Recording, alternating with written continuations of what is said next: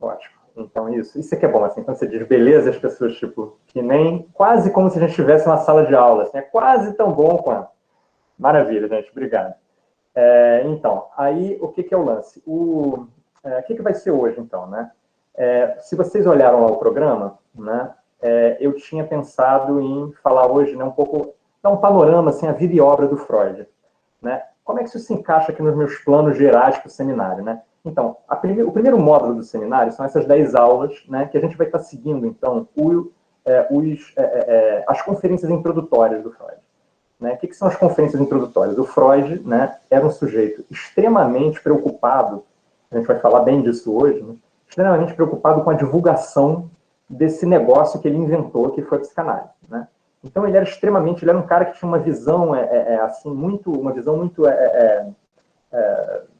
né? Ele era muito preocupado com esse lado meio do marketing da coisa, sabe? Assim, tipo, de como né, fazer com que esse troço que ele inventou, né, se difundisse, fosse respeitado, né? Então, em 1917, né, quando ele já estava mais ou menos, bom, quando ele já estava famosinho, vamos dizer assim, né, ele então, 16, 17, ele escreveu as conferências introdutórias, né? Escreveu e proferiu essas conferências, né, para um público aberto de médicos e de leigos, né? Então, o que eram as conferências introdutórias? Era uma espécie de panorama geral, né, do que ele tinha descoberto e inventado, né, até 1916, 17. Né? As conferências são escritas assim, numa linguagem extremamente amistosa. Né? O Freud era um estilista, né, fenomenal, assim, ele sabia escrever. Né? Ele não é daqueles caras que tem questão de desenvolver um estilo próprio que ninguém entende, aí fica aquela coisa de decifração. Não, o Freud era um sujeito, né, que escrevia com clareza, né? Ele tinha esse esforço de escrever com a maior clareza possível, né? E as conferências são especialmente assim, né? Ele escreve as conferências assim, isso, para divulgar para o público leigo. Então, se vocês pegarem o texto para ler, e ele é altamente legível, né? Você não precisa ter formação em ciências humanas, em psicologia, em nada, né? É um texto altamente legível, né? Que não pressupõe conhecimento por parte do leitor, né? Não pressupõe conhecimento nenhum. É muito interessante isso, a habilidade que o Freud tem como expositor. Né? Imagina, né? O Freud inventou ele, né, diz dele mesmo, e eventualmente isso chegou a ser reconhecido assim, que ele inventou uma ciência nova. Então imagina o esforço que é você explicar uma ciência nova, né, para quem não sabe nada de nada, né, para quem recebendo um público completamente leigo. Essa é a habilidade, esse é o grau de habilidade expositiva do Dr. Sigismundo. O cara é sinistro mesmo. Né? Então, pois então o que a gente vai começar, né, com as conferências introdutórias. Né? Então, qual é o lance? A ideia é a gente fazer esse panorama em cima das conferências introdutórias, nessas 10 aulas. Isso seria o primeiro módulo, né, desse seminário. Né? O que acontece depois? Né? A gente vai ter, então, outros módulos, onde a gente vai, né, e isso aí, eu e o pessoal da formação freudiana, né, estamos conversando isso, estamos detalhando isso nesse momento, né? A gente vai ter, né, encontros temáticos, né, onde a gente vai chamar psicanalistas, né, e autores desse meio, né, que dialogam com a psicanálise, né, para falar dos problemas, os problemas técnicos da psicanálise hoje, né, falar sobre, né, essas questões de, né, doença psíquica, né, que hoje é um troço tão martelado, né, enfim, tratar de temas ligados ao cotidiano e à psicanálise contemporânea. Isso nos módulos seguintes. Né? Então, por isso esse primeiro módulo com esse panorama introdutório, né, sobre teoria psicanalítica. Né? Então, dito isso, né, qual é mais ou menos a estrutura, né, das conferências introdutórias? Eu não sei se vocês chegaram a abrir o livro, se pegaram, se procuraram, né? Não é um requisito, né, para assistir isso aqui. As aulas serão expositivas e eu não vou estar supondo que ninguém está lendo necessariamente. Né? É claro que provavelmente vai aproveitar mais quem tiver tempo, disposição para ler, não sei. Bom, mas né? As conferências introdutórias, né? Elas têm, na verdade, são 3 volumes, vamos dizer assim. Né? Então tem as chamadas conferências introdutórias, que são 2 volumes, né? E tem as novas conferências introdutórias que o Freud escreveu, né, quando ele já estava bem velhinho. São de 33, ele morreu em 39. Né? Freud é um cara que nasce em 1873 e morre em 1939. Né? É um cara que teve essa geração que teve o azar de ver 2 guerras mundiais. Né? Vamos falar sobre isso também um pouquinho daqui a pouco. Mas aí, enfim, então, as conferências introdutórias, que são esses primeiros 2 volumes, né, elas estão divididas em 3 partes. Né? Então, a primeira parte é sobre atos falhos, a segunda parte é sobre sonhos, e a terceira parte é sobre o que Freud chama de teoria geral das neuroses. Né? Então, pois é, justamente. Então, essa organização, né, o Freud já pensa nessa organização de uma forma bem malandra, assim, bem, né, tipo, safa tipo, sempre com essa preocupação muito amistosa e, ao mesmo tempo, interessada, porque, por causa disso, né, eu falei, o Freud tem uma organização malandra, mas é isso mesmo, o Freud tem essa parada, né, de pensar como é que ele vai chegar ao público, chegar ao grande público, saca, né? Como é que ele vai convencer as pessoas de que isso que ele estava inventando é um troço interessante e interessante para todo mundo, né? Então, é isso mesmo, ele tem esse pensamento assim, cuidadoso e malandro de, tipo, pô, como que eu exponho esse negócio? Então, pois é, como que ele começa a exposição dele, então, né? Com os atos falhos, né? Então, atos falhos, sonhos e teoria geral das neuroses. Então, o que são os atos falhos, né? É isso, né? Hoje em dia, meio todo mundo já sabe isso, né? Aqueles momentos em que, né, você troca uma palavra, esquece um negócio, né? A gente vai falar detidamente daqui a pouco. Mas então é isso, quando ele escreve as conferências, ele começa falando, não por onde ele começou, porque o Freud era um médico, né? E ele começa a desenvolver a teoria psicanalítica, né? Tratando de doentes, né? As chamadas ais histéricas, né? A gente vai falar bem sobre isso daqui a pouquinho. Mas ele não começa a expor falando das histéricas, né? Ele começa a expor falando do ato falho, que é uma coisa que diz respeito a qualquer pessoa, né? Então, é isso aí, né? O ato falho é de interesse geral. Então, essa preocupação do Freud de chegar ao público geral, chegar a todo mundo, né? Não só os médicos e tal. Mas, pois é, deixa eu... Então, isso é as conferências introdutórias, os primeiros 2 volumes. Aí ele escreve as novas conferências introdutórias, em 33. Por quê? Porque, mais ou menos, né, por volta de 20 e pouco, 22, 1920, 1922, o Freud começa a promover uma grande revisão, né, das balizas do pensamento dele. E aí, em 30 e pouco, ele começa a ver que ele tem que reescrever as conferências, né, para reapresentar a teoria psicanalítica para o público, baseado nesses novos, né, desenvolvimentos aí dos anos 20 e pouco. Né? A gente vai falar sobre isso depois também. São as chamadas, né, 2 tópicas do Freud. Né?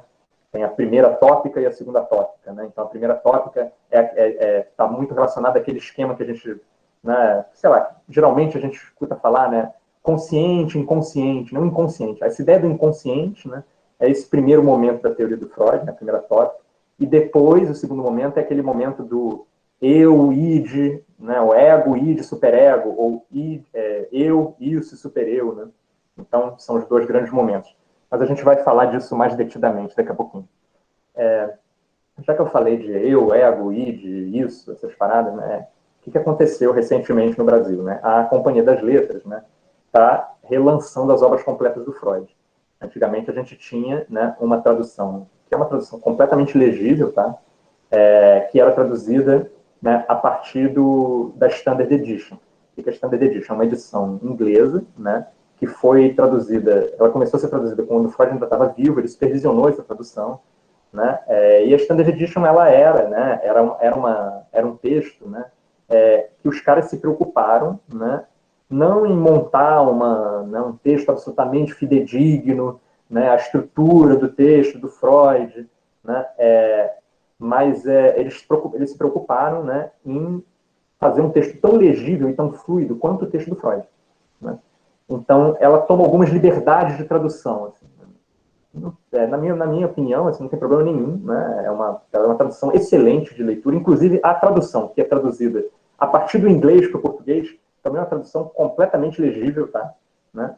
Agora, mas bom, aí, né, o mundo da tradução é assim, sempre vai aparecer um cara que vai dizer, não, mas olha aqui, tem um problema fundamental aqui, eu estou falando mal de tradutor, porque eu trabalhei com tradução 10 anos, então eu posso falar, né? Isso, aí aparece um cara que diz, não, olha só, tem esse enorme problema aqui, vamos retraduzir tudo, e aí, bom, retraduz, então está sendo retraduzido, né, pela Companhia das Letras, e aí criou-se um probleminha, que é o seguinte, né, vários dos termos fundamentais, assim, da teoria freudiana, né, foram alterados nessa tradução. Então, entre eles, né, a tríade eu, isso e supereu, da tradução nova, antigamente se chamava ego, id, superego. Né? Então, eu fui educado, né, na velha tradução. Então, às vezes eu vou falar id, ego e superego. Assim, mas, gente, é uma questão de palavra, né? Não tem nenhum problema em chamar de um jeito ou de outro. Né? E o outro problema terminológico, né, outra questão terminológica é o problema da recalque e repressão. Né? A tradução nova fala em repressão, a antiga falava em recalque, porque isso, na verdade, é um francesismo. Então, a gente tem aí umas questões de tradução aí no meio do caminho, mas a gente seremos fortes e superaremos essas questões. Né? Mas, enfim, então vamos lá. O que é, então, eu queria falar para vocês, então, sobre da onde vem o Freud intelectualmente, né, nesse período aí de 16, 17... Bom, né, então, 16, 17 ele está escrevendo as conferências. Quando ele escreve as conferências, ele remonta a coisas que ele começou a descobrir, né, em 1895. 1895 é a primeira grande obra do Freud, né, que o estudo sobre histeria, né, que é uma obra que ele escreve junto com um cara chamado Joseph Breuer, né, e era um médico como ele, né, e então aí que o Freud se lança, que começa, né, a existir, né, o Freud começa a existir intelectualmente como alguém que, né, está pronto, vamos dizer assim, para inventar a ciência nova da psicanálise. Né? Mas vamos lá, mas quando o Freud, então, começa a inventar esse negócio, quem é ele, onde ele estava, né? Que mundo era esse? Deixa eu falar um pouquinho sobre isso. Né? Então, pois é, né? O Freud nasce em 1856. Pois é, ele nasce em 1856 e o que vigia, quando ele começa a praticar medicina, né? Então ele tem um primeiro período da vida dele em que ele tem uma formação meio humanística, uma coisa meio homeschooling, assim, né? Então ele estuda filosofia, ele estuda com uma galera que está ligada ao Brentano, quem conhece alguma coisa de filosofia, de repente isso vai, né, dar um tom, enfim, já ouviram falar desse nome, né? O Brentano é um cara que trabalha com, né, a turma do Brentano. O que era a turma do Brentano? Um pessoal que trabalhava com um negócio chamado psicologia objetiva, né? Então a ideia da psicologia objetiva, na verdade, eu vou falar muito rapidamente disso, porque isso é complicar o nosso meio de campo, na verdade. O que o Freud vai extrair disso é algo muito mais simples do que o conceito de psicologia objetiva. Mas, bom, né, era a ideia, né, de que a consciência... Bom, uma das ideias fundamentais da psicologia objetiva é a ideia de que a consciência é um ato. Né? O que quer dizer isso? Né? A consciência não é uma entidade. Né? A consciência é um ato. A consciência é um acontecimento. Você tem consciência quando você dirige sua consciência a algo. Né? Então, eu sou consciente quando eu sou consciente de algo. Né? Então, essa ideia, né, o que isso lega de importante para o Freud, né, nessa fase dele pré-medicina de estudos humanísticos? O que isso lega para ele? Né? A ideia de uma experiência de consciência. Né? Isso é muito importante para nós. Né?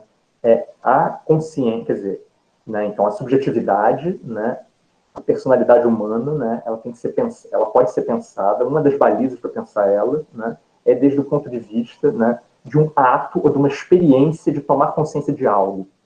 Né? Então, isso é mais importante, essa ideia, do que uma ideia que também vigia e que era muito mais antiga, né, que era a ideia de que, né, dentro do ser humano que tem uma espécie de alma, que é uma entidade, a consciência, então, como um ente, uma alma, né, psique. Né? Não é à toa que psique vai ser a expressão que o Freud vai importar para a psicanálise, né?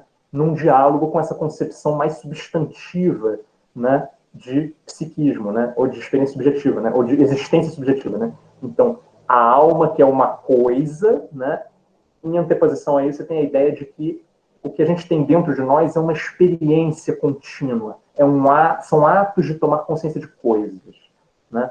Vamos ficar com essas ideias bem por alto, assim. Isso não vai ser tão fundamental para nós, não, mas só para a gente ficar com isso aqui por cima. Assim. Então, mas depois depois dessa fase de estudos humanísticos dele, né, o Freud envereda, né, na medicina. E o que era, né, a medicina na época do Freud em Viena? Né? Pois é, o Freud era um judeu vienense. Né? A família dele não era de Viena, mas enfim, né, a maior parte da vida dele ele passou ali. Então, o que era, né? O que era, né, a medicina em Viena? Viena era um dos centros intelectuais da Europa e a medicina, especialmente, era muito avançada na Áustria, né, em Viena, especialmente. Né? O que era, então, a medicina vienense? Né?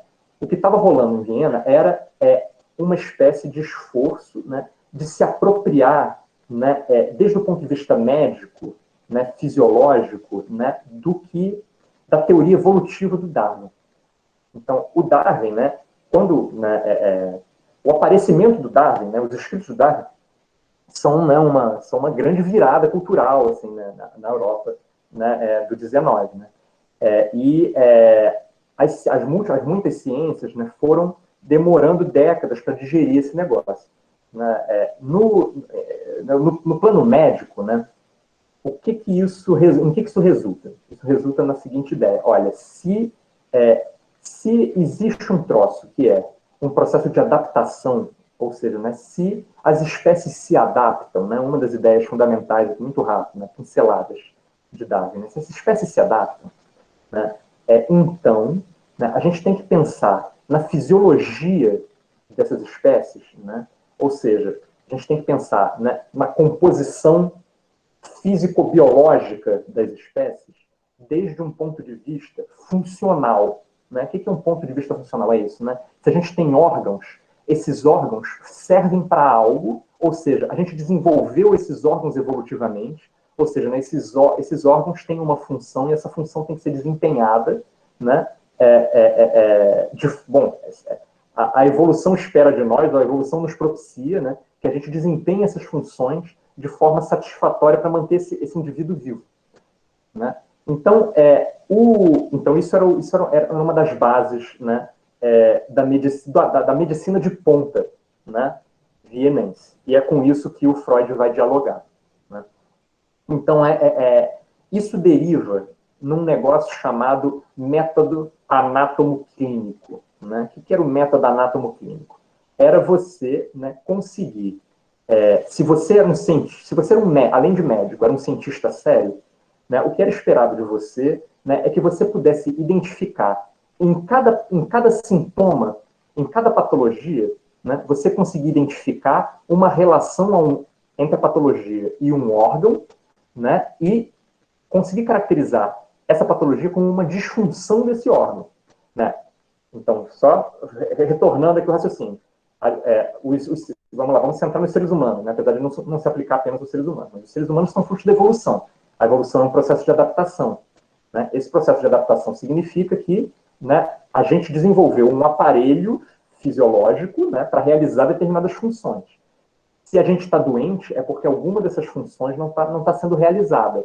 E o que a gente tem que fazer é fazer uma ponte entre a doença e o órgão que não está funcionando. Então, toda doença é uma doença de órgão. Beleza? Tá claro essa ideia? Ótimo. Então, pois é, qual é o lance? Né? Alguém quer falar? Só uma dúvida, qual que é o nome do método que você falou? É método anátomo-clínico. Anátomo? Clínico. Beleza. Tá. Isso, né? De anatomia e clínica, né? Anátomo-clínico. Então, pois é, toda doença, então, anátomo, exatamente, isso aí que foi escrito aí. Isso. Obrigado, gente. Então, o que acontece? Então, no método anátomo clínico, o que você tinha que fazer era reportar todo o problema, toda disfunção, todo sintoma, né, a uma disfunção fisiológica, a uma disfunção de órgão. Então, bom, o que acontece, né, na psiquiatria? Né? Na psiquiatria, né, o que você tinha que fazer em tese era, se o sujeito aparecia com um problema, né, de comportamento, né, então, né, desde perda de memória até histeria, né, a gente vai falar um pouco mais do que é isso, né, sintomas como, né, cegueira psicológica, né, imobilidade psicológica. Né, então, o que era isso? Só para, né, eu estou me adiantando um pouco, mas vamos embora. Né? O que era um quadro histérico típico? Né? Porque a histeria, porque eu já falei de histeria várias vezes, né? A histeria, gente, né, era a depressão do século XIX, sacou? Então, essa parada assim, tipo, o que todo mundo tem hoje? Né? PMD, eles mudaram o nome da psicose maníaco-depressiva, né? Virou um outro troço. Eles inventam, a cada poucos anos aí, eles têm que dar uma rearrumada no nome da parada, mas enfim, né? É isso, né? Todo mundo, né, é deprimido, tem distúrbio da atenção. Essas são as nossas grandes doenças de hoje. A grande doença, né, do 19, né, era a histeria, né? E o que é um sintoma? E isso, né? E a gente poderia, então, entrar numa discussão de, pô, mas por quê, né? Por que numa determinada época as pessoas ficam histéricas e numa outra época as pessoas ficam deprimidas ou déficit de atenção, né? O que acontece, né? Essa coisa do autismo, o que é, né? Então tem uma... Né, é possível, e tem muita gente que faz isso, né? Ter uma reflexão sobre, né, uma espécie de problemas gerais da configuração social, né? Ou seja, como uma sociedade funciona, né? E como os indivíduos adoecem nessa sociedade. Né? Então, isso é uma discussão interessante que a gente vai poder fazer mais para frente um pouquinho. Né? Mas, pois é, né? A histeria, o que é um sintoma histérico? O que são os sintomas histéricos atípicos? Assim? Então, por exemplo, essa coisa da cegueira psicológica. O que é cegueira psicológica? Né? Era o seguinte, o sujeito chegava no médico, né, dizendo, fiquei cego de repente. Né? Aí, tu fazia nele um teste de dilatação de retina e a retina dilatava. O que é isso? Você chegar com uma luz perto, né? O cara diz, não estou enxergando nada. Tu chega com uma luz perto do olho do cara, aí você observa a retina contraindo. Bom, então ele não está cego, né? Quer dizer, o olho dele está reagindo à luz, né? Então, cego ele não está. Aí, né? E a mesma coisa acontecia, por exemplo, com paralisias, né? Então, o sujeito estava paralisado. Aí tu fazia um teste de reflexo, que nem aquelas coisas de desenho de pica-pau, assim, com aquele martelinho no joelho, né? E aí o joelho do cara, tipo, tuc, tuc, tuc. Então, tipo, pô, esse cara não está paralisado, ele tem reflexo, né? Então, mas ao mesmo tempo ele está paralisado, ele não consegue andar, ele diz que não consegue ver, né? Então, qual era a viagem dos caras, né? Ora, nós somos cientistas, nós somos sérios, nós praticamos o método anatomoclínico, né? Então, se chega aqui um sujeito, né, dizendo que não está conseguindo enxergar, então o que a gente tem que fazer? Tem que achar o problema, a relação entre esse sintoma dele e o órgão. Só que a gente chega no órgão e o órgão está funcionando, né? Porque o olho dele, né, a retina dele reage à luz. Tá fazendo sentido? Então, tipo, então ele não tem um problema no órgão. Se ele não tem um problema no órgão, então ele não tem a doença. Por quê? Porque nós somos sérios e a gente acredita no método anatomoclínico. Né? Então, o que acontecia com essas figuras, com os histéricos? Né? Os histéricos chegavam e, tipo, aí tinha uma hipótese, né? A hipótese era, cara, se eles não têm problema no olho, de repente eles têm um problema no cérebro, né? Pois é, isso aí que a Gisele está falando, diziam que era mentiroso, que as mulheres estavam mentindo, os histéricos estavam mentindo, mas então, né? O cara chegava com um problema no olho, o cara chegava com não vejo, aí não tinha problema no olho. A outra hipótese possível era, então ele deve ter um problema no cérebro. Só que aí tem um problema, né? Porque, tipo assim, como é que você abre o cérebro do cara e encontra um problema do olho dele? Não vai rolar. Né? Então, aí o que acontecia? Tinha que esperar o histérico morrer para abrir o cérebro do cara e ver se tinha algum problema. Né? E muitas vezes não tinha nenhum. Né? Abria lá e, tipo, olha, o cérebro dele é igual o cérebro de um cara que consegue ver. Então, assim, ele não tem problema no olho, não tem problema no cérebro, então o problema dele só pode estar onde? Né? No caráter. Né? Então, ele tem um problema de caráter. Então, aquela história, né, era louco / idiota / mentiroso. Né? E uma coisa importante, né, é que a histeria, né, ela começa a ser reconhecida como uma doença prioritariamente feminina. Né? Esse hister, da palavra histérico, né, é o útero. Né? Então, quem era histérico, né, eram as mulheres. Né? Isso, já no século XIX, você vai ter uma galera que vai dizer, não, gente, olha, tem uma porrada de homem histérico também. Gente, acabei de falar porrada, eu sou muito desbocado. Desculpa, tá? Pela desbocamento aqui, o curso vai ser censurado por 18 anos. Assim, desculpa. Mas, enfim, isso. Tinha um monte de... Né,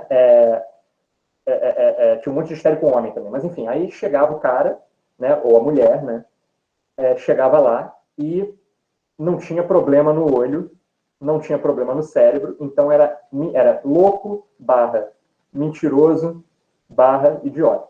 Né? Pois é. Isso era o método anatomoclínico.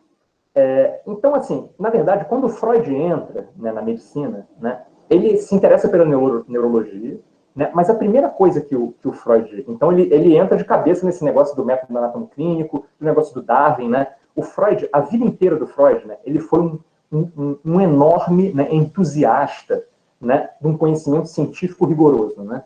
O Freud adorava esse negócio, né? Adorava essa coisa de método científico, de ter um discurso que tinha cara de ciência. Né? A palavra ciência, né, é exaustivamente repetida, né, na obra dele. Né?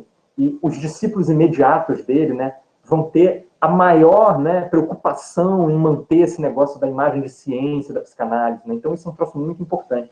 E quando ele entra, né, na medicina, ele não quer trabalhar a princípio, né? O lance dele não é tipo curar ninguém, não. Ele até entra no hospital lá. Mas quando ele arruma um trabalho laboratorial no hospital, a parada dele é simplesmente estudar o nervo de um peixe, né? Ele pega uma espécie de peixe lá que tem um nervo pronunciado, né?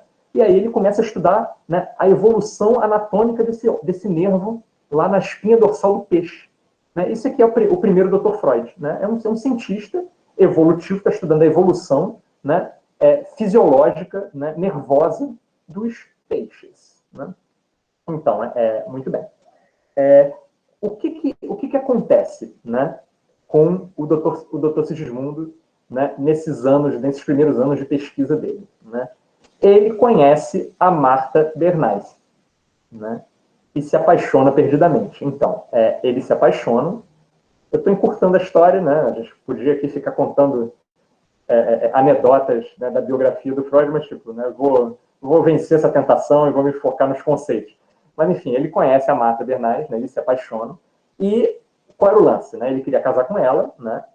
Eles decidem que eles não vão ter relações sexuais antes de casar, né? Que não era uma coisa incomum, né? Mas eles meio concordam com isso, né?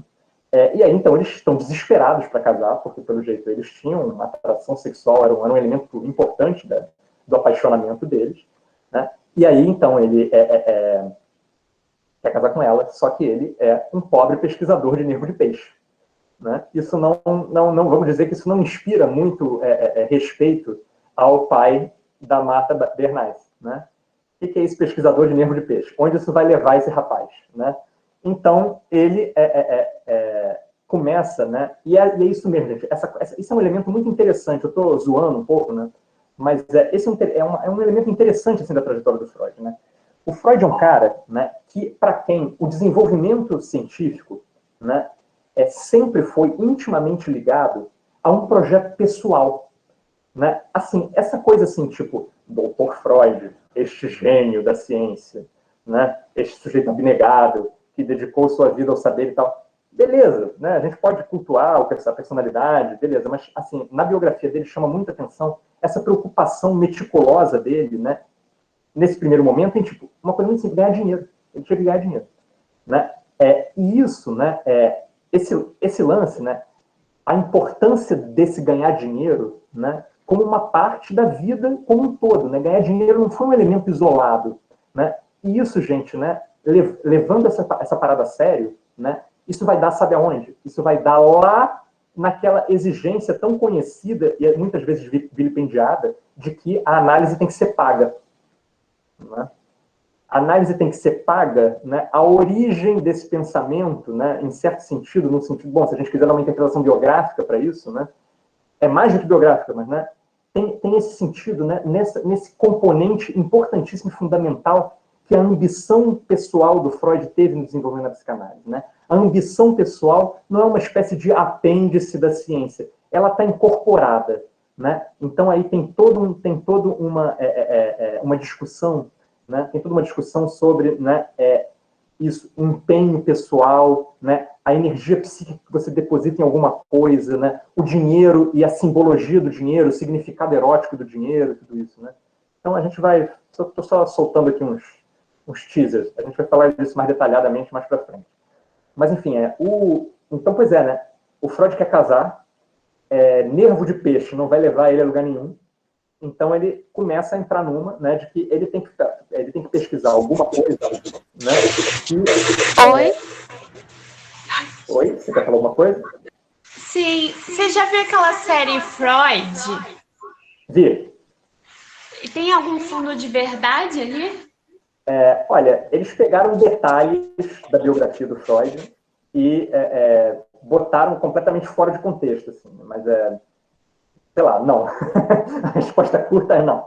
Nada, quase nada. Tem uns detalhes, assim, que eles evocam para construir a narrativa, mas a narrativa em si não tem, né, pouquíssimo a ver com a vida dele, assim, quase nada, vamos dizer assim. O nome do personagem, vamos lá. Né? Mas, enfim, pois é, Aí, então, o nervo de peixe não vai dar dinheiro, mas ele a princípio, diz assim, cara, eu vou me meter em alguma pesquisa, eu tenho que fazer uma grande descoberta. Né? O que vai me tornar um médico famoso é uma grande descoberta científica, porque ele pensa, né? Pô, vou ter que clinicar, porque eu quero casar, né? Então, eu vou clinicar, vou ganhar dinheiro, vou ter a minha prática, né? O meu consultório privado, né? Assim, a família da Marta Bernardes vai me aceitar, eu vou casar com ela, mas, bom, uma forma de me deixar... uma forma de me deixar famoso, de vez em quando eu vejo o chat de vocês aqui e fico rindo por dentro. Mas, enfim, uma forma de ficar famoso, então, é ter uma descoberta científica. Que descoberta eu posso ter? Pois ele larga o nervo do peixe, que ele tanto amava, né?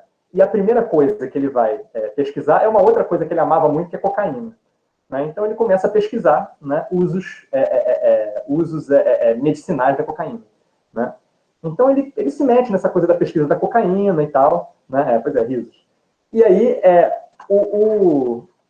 então, nesse caminho, né, de pesquisa, né, para ficar famoso. Né?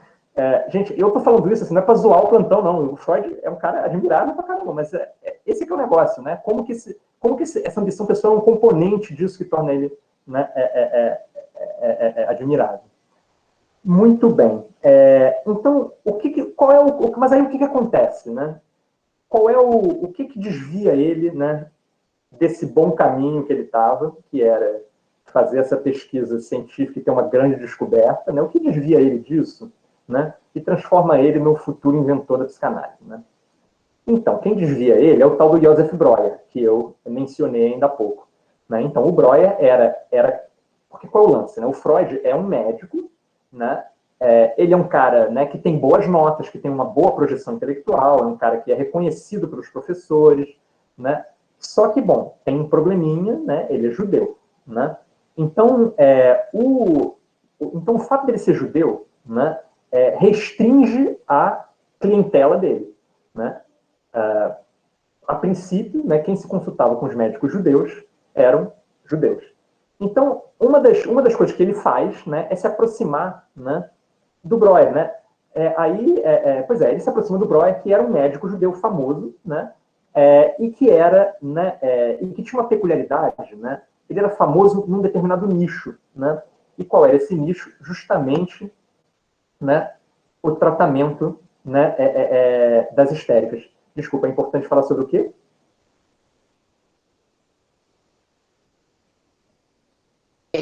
Oi. Importante você falar sobre a questão judaica, óbvio. Uhum. Isso é fundamental para entender o Freud e o contexto dele e o que ele estava pensando. Pois é, e isso terá consequências muito importantes para a história do movimento psicanalítico mais tarde, porque, sim, sim. Enfim, né, na Segunda Guerra, tudo que vai acontecer em torno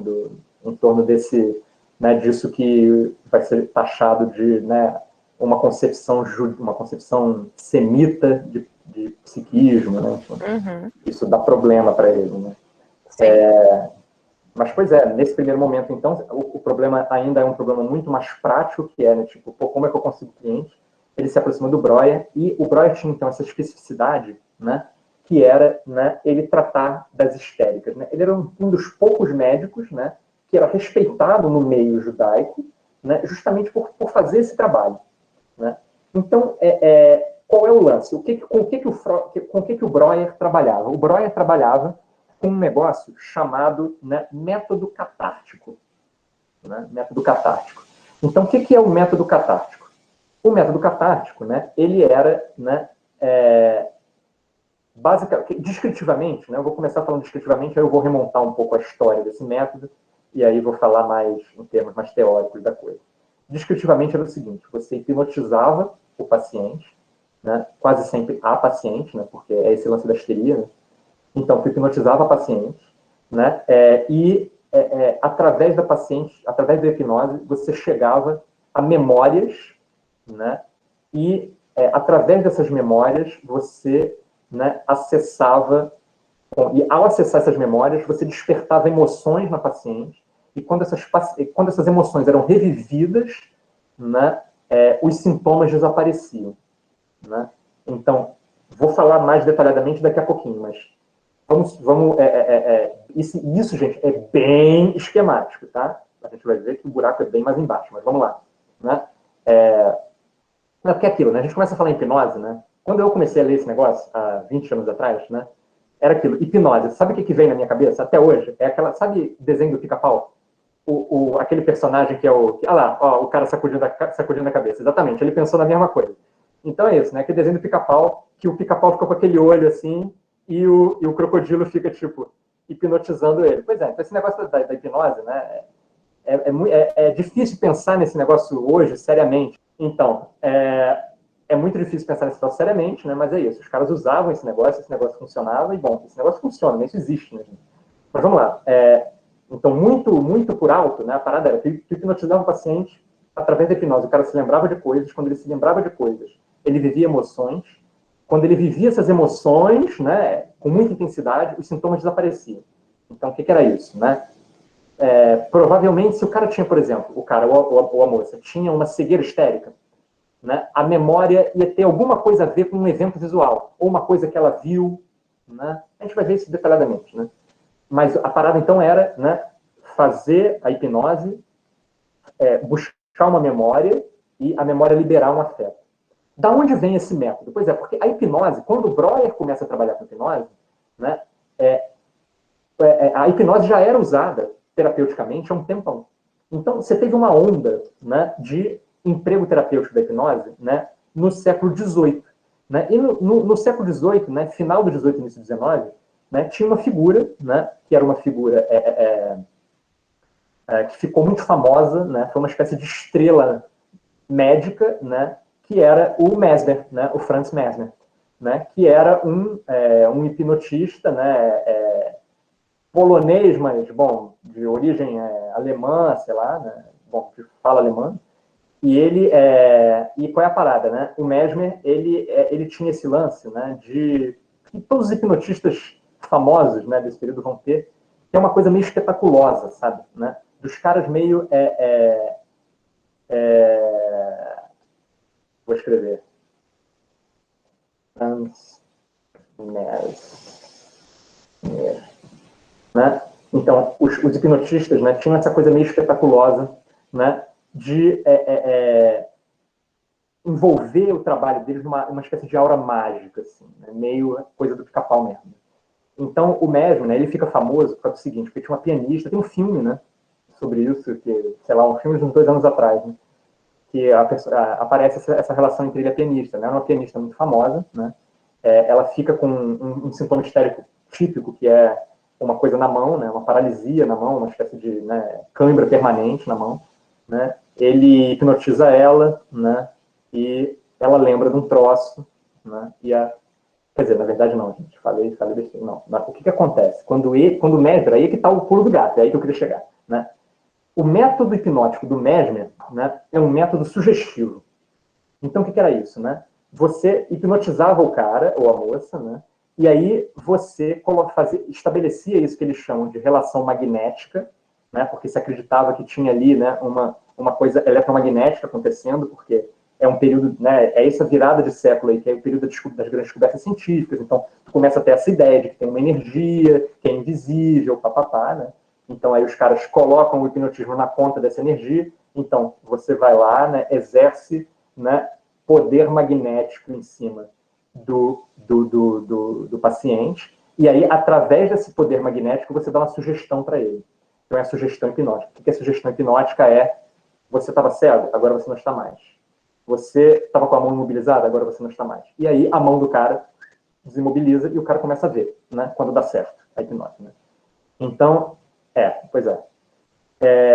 O negócio do recalque não tem muito a ver com isso, não, na verdade. A gente vai ver tem a ver, mas não muito. A gente vai ver o desenvolvimento disso. Porque, olha só, então, nesse primeiro momento, né, quer dizer, quando a gente está no século XIX, né, a hipnose tem esse uso terapêutico passado que dizia de respeito a essa coisa da sugestão. Né? Quem era o grande nome disso, vivo, na época do Freud? Né? Era um sujeito chamado Charcot, que era um francês, né? Era um médico francês muito famoso, né? Que explorava ao máximo o lado espetaculoso da hipnose. Né? Então, o que é que o Charcot fazia? O Charcot, pois é, ele fica tão famoso que ele convence a prefeitura de Paris a dar um hospital para ele, né? O Charcot fazia umas soirées, né, uma espécie assim, de encontro social na casa dele, ou na clínica, né, em que ele chamava personalidades da alta. Olha que coisa curiosa, gente, né? Personalidade da alta roda, assim, os ricaços da cidade, né, os ricaços de Paris, os intelectuais, né, eram convidados para esses eventos, né? E nesses eventos, o que acontecia? O Charcot fazia curas públicas, né? Então, tem um monte... E isso aí era um troço, assim, que era uma soirée que bombava, era um programaço, assim, e ver o Charcot fazer a magia hipnótica dele, assim, né? A alta sociedade ia na parada. Então, você tem um monte de croquis, né? Tinha esse lance do croquis da época, né? Que era aquela coisa do jornal, né? Que o cara... Eram uns desenhistas que faziam desenhos rápidos, né? Então, tem um monte desses desenhos rápidos, não tinha foto, né? Então, é um monte desses desenhos rápidos, assim, os croquis das sessões hipnóticas do Charcot, né? Então, tipo, como é que eram essas sessões hipnóticas? Então, o Freud narra uma, né? Quer dizer, o Freud fala de uma, né? E aí se reconstitui biograficamente depois dessa sessão, né? Então, essa sessão, o que acontece é o seguinte, né? O Charcot faz uma pequena exposição antes, né? E a exposição dele é nos seguintes termos. Ele diz assim, olha, a histeria, né? Todo mundo sabe o que é histeria, né? A histeria não é uma doença física, né? A histeria é uma doença da alma, né? Não é maldade nem idiotice, né? Ou seja, o histérico ou a histérica não é nem mentiroso nem mau caráter, né? Ele tem uma doença do espírito, né? E eu vou provar isso para vocês. Aí ele fala um pouco sobre isso e aí entra no palco, né, no palquinho dele lá, né? Entra, né, um paralisado histérico, um cara que não consegue mexer as pernas e uma figura com cegueira histérica, uma moça que não consegue ver, né? Então aí todo mundo vê aquela mulher, né, que não consegue ver, com aquele olho fixo, e o cara se arrastando lá, com muleta, e o caramba sendo carregado pelos enfermeiros, sentam o sujeito lá na cadeira, né? E aí o Charcot hipnotiza os caras, né, com os passos lá, então tem essas coisas do toque, tem uma coisa de manter um ritmo, né? Tem uma coisa de estímulo visual, tem um estímulo vocal e tal, né? Então você vai lá e hipnotiza, o Charcot ia lá, hipnotizava os caras e tirava, removia os sintomas. Aí o sujeito que estava paralisado anda, né? E a moça que estava cega vê, né? E aí todo mundo da plateia, mas o Charcot não contente, o que ele fazia? Ele dizia, não, espera aí, a minha demonstração não acabou. Agora eu vou provar para vocês que a doença histérica, né, é uma doença, né, do espírito. Aí ele sentava as figuras de novo e aí, através de sugestão, ele criava um sintoma nas figuras. A figura que era cega e voltava a ver, ele deixava ela com a perna paralisada. E o cara que era paralisado, tinha voltado a andar, ele fazia o cara ficar cego.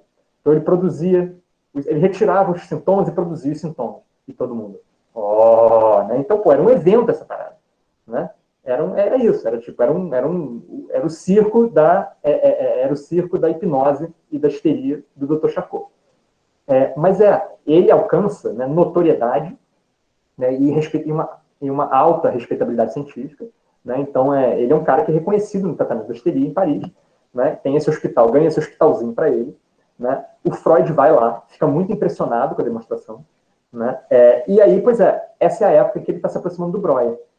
Mas o método do Breuer não é mais sugestivo exatamente, né? Como eu estava dizendo para vocês, a parada do Breuer, né? O Breuer herda essa coisa do método catártico, né? Que é como o Breuer chama, né? Um sujeito chamado Jacob Bernays, que é parente da Martha Bernays, porque o Freud se apaixona com aquele caso, por coincidência, né? São esses, né? Classe média é um ovo, né? Não tem essa coisa? É isso. Em Viena, do início do século XX, já era também, do final do XIX também. Era um grupinho, são 5 pessoas, todo mundo se conhece. Mas então, esse cara, né? O Jacob Bernays era um sujeito que era um médico, né? Que ele ia buscar lá em Aristóteles a ideia, né, da importância da catarse, né? Então, muito rapidamente, né, o que é catarse no Aristóteles, né? Então, Aristóteles é um filósofo grego lá da antiguidade, né? Então, qual era o lance, né? Bem resumidamente, né? O Aristóteles fala de catarse, né? Em especial, né, quando ele fala, né, da tragédia, né? Da tragédia grega, né? Da obra de arte trágica, né? Do espetáculo trágico. Então, né, o espetáculo trágico era o que acontecia, né? As pessoas iam lá para ver aquelas tragédias, né, para ver aqueles fragmentos daquelas vidas, né, com intensas emoções, intenso sofrimento, contradições, etc., né? E aquilo despertava nelas emoções fortíssimas, né? E aí homens respeitáveis se descabelavam, né? As grávidas pariam, né? A descrição de um espetáculo trágico é isso, é de emoções fortíssimas, né? E ao longo da antiguidade, da Idade Média, vai ter toda uma discussão da função terapêutica disso, né? Botar é o que hoje vulgarmente a gente diz assim, gente, pô, eu tinha que botar para fora, né? Então dancei muito, ou né, vi aquele filme, chorei tudo que eu tinha que chorar, uma parada dessa, né? É o que a gente tem isso bem intuitivo, né? Pois é, né? Do que a gente está falando, uma teoria sobre isso, né? Então que o Bernays, o Jacob Bernays ia pegar isso lá no Aristóteles, juntava com a parada da hipnose, e o Breuer, né? É um cara que sistematizava isso, né? Fazia um método hipnótico catártico, né? Você fazia o quê? Você hipnotizava, não para sugestionar, não para dizer para o cara, né? Eu, por passo de mágica, removo seus sintomas. Não era isso, né? Ele usava aquilo para aproximar o cara, né, de memórias que estavam por trás do sintoma dele, né? Então, é aí que o Freud entra. Ele começa a trabalhar com o Breuer. Para encurtar a história, né, o que é, né, eu vou falar para vocês, então, para encurtar a história, do primeiro grande caso, né, que torna o Freud, né, famoso cientificamente, né, que torna o Freud cientificamente famoso, né, e clinicamente reconhecido. Né, que caso é esse? É o caso que fica conhecido como Ana O. Né, a Ana O é uma figura chamada, o nome de verdade dela depois se soube, né, todo de público saber, é Berta Pappenheim. Né, a Berta Pappenheim, ela é um personagem interessantíssimo, assim, porque, né, Berta Pappenheim, paciente de Freud, né, tipo nada, né, ela foi muito mais do que paciente do Freud, né, ela foi, na verdade ela é uma figura, né, que é uma protagonista, né, da primeira configuração feminista do movimento sionista, né, então ela é uma feminista, tipo, fodaça, assim, bom, falei fodaça, desculpa, gente, mas é isso, ela é uma feminista muito reconhecida, né, que legam, né, enfim, é isso, é essa personagem. E o papel dela, né, na invenção da psicanálise também é desmerecido. Né?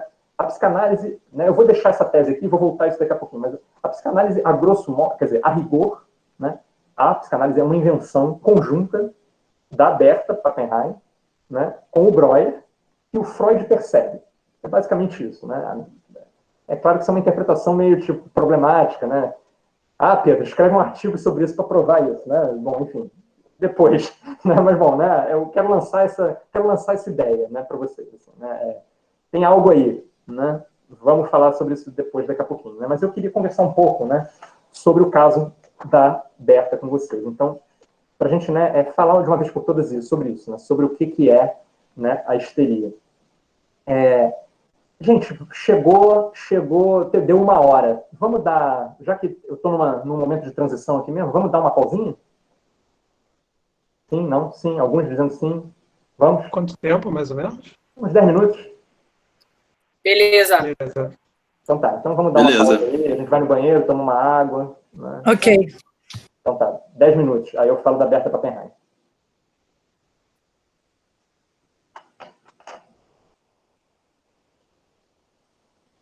Lembrem-se de pensar em perguntas, né? Para fazer no início do próximo bloco.